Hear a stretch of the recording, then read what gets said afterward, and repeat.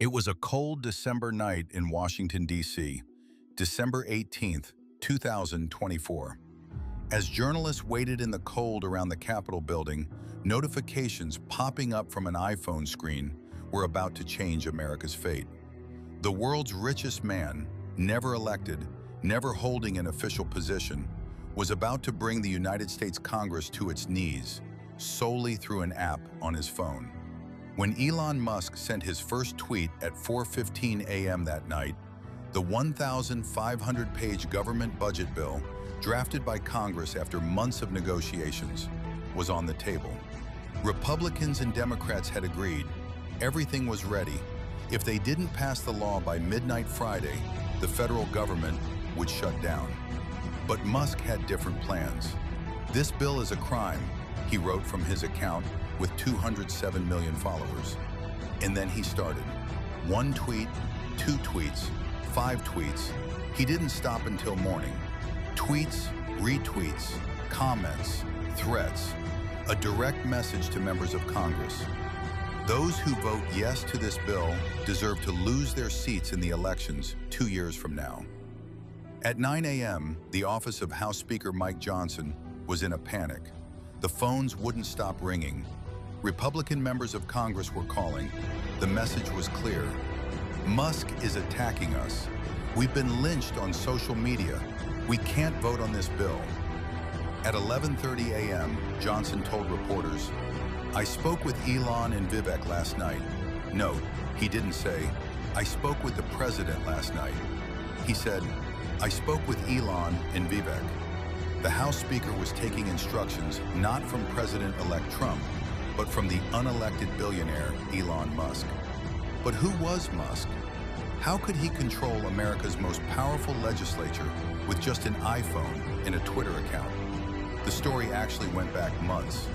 July 2024, Butler, Pennsylvania. Immediately following the assassination attempt on Donald Trump, Musk shared a photo on Twitter. Underneath, a single word: "Totally support Trump." At that moment, a relationship began. More than a business relationship, a partnership, perhaps even a power alliance. In the following months, Musk donated $277 million to the Trump campaign, the largest individual political donation in American election history. But Musk didn't just give money. He went to every rally, went on stage, jumped, danced. He stood by Trump's side. He even received more attention than Trump at some rallies. When Trump won the election in November, Musk moved to Mar-a-Lago. Not metaphorically, but literally. He rented a room in Trump's Florida mansion. He was there every day. He was at every meeting, cabinet selections, policy decisions, everywhere. Even members of the Trump family were surprised. Musk was now like part of the family. At the end of November, Trump announced a bombshell decision. "We are creating the Department of Government Efficiency, DOGE." The name wasn't random. It came from Musk's favorite cryptocurrency, Dogecoin. And who headed this department? Elon Musk and Vivek Ramaswamy. But wait a minute, what was this department? Was it an official government agency? No. Was it approved by Congress? No. Did it have a budget? No. Was it transparent? Absolutely not. And did it have authority? That was the real question. DOGE was theoretically just going to advise. It would find federal government waste and report inefficiencies. But in practice, it was very different. Musk used DOGE like a sword. He threatened federal agencies, targeted government employees, and threatened to shut down programs. When Musk came to Capitol Hill in early December, members of Congress lined up to take selfies with him. Members of the elected legislature were lining up in front of an unelected billionaire. Republican Senator Rand Paul wrote on Twitter, "The Speaker of the House doesn't have to be a congressman. If we elect Elon Musk as president, that would be the most effective way to drain the swamp." It wasn't a joke. He was serious. An American senator was nominating the world's richest man for Speaker of the House. On the weekend of December 14th to 15th, Trump, Vance, and Musk went to watch an Army-Navy football game. On the stadium's giant screen were four faces: Trump, Vance, Musk, and in the background, looking down, Speaker Mike Johnson. Musk shared this photo on Twitter. The message was clear: see who's actually in the front row. On the morning of December 18th, Johnson delivered the good news. We've got it, a bipartisan deal. We'll fund the government until mid-March. Disaster relief, farmer support, healthcare reforms. It's all in the package. 1,547 pages. Months of negotiations. Each side had given up something. Each side had gained something. Classic Washington politics. Congressmen would go home on vacation.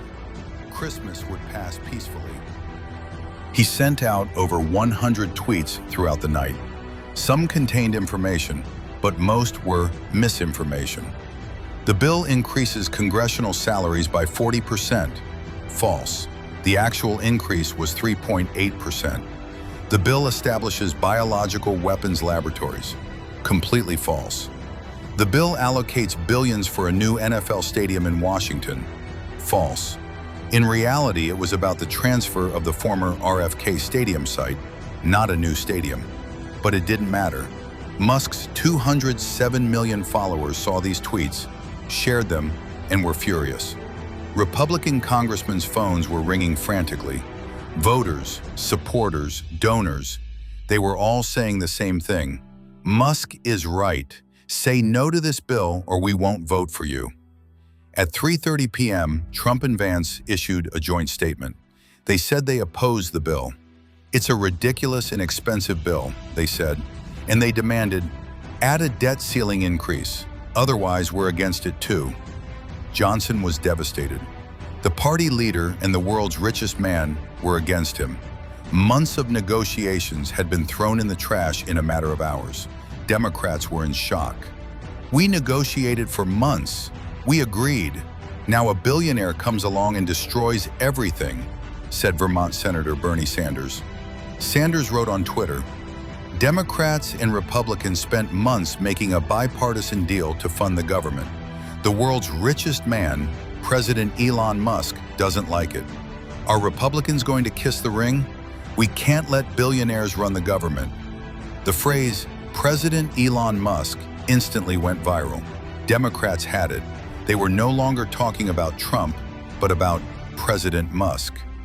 Illinois Representative Barbara Lee said on CNN, Elon Musk is trying to play the role of an unelected president, and Donald Trump seems to be following his orders. Maryland Representative Jamie Raskin told reporters, we negotiated for weeks. Senate Democrats, Senate Republicans, House Democrats, House Republicans. Everyone agreed. Then Elon Musk came along and blew it all up. He's become like the fourth arm of the government. On the evening of December 19th, Johnson introduced a new plan. 116 pages, much shorter than the old bill.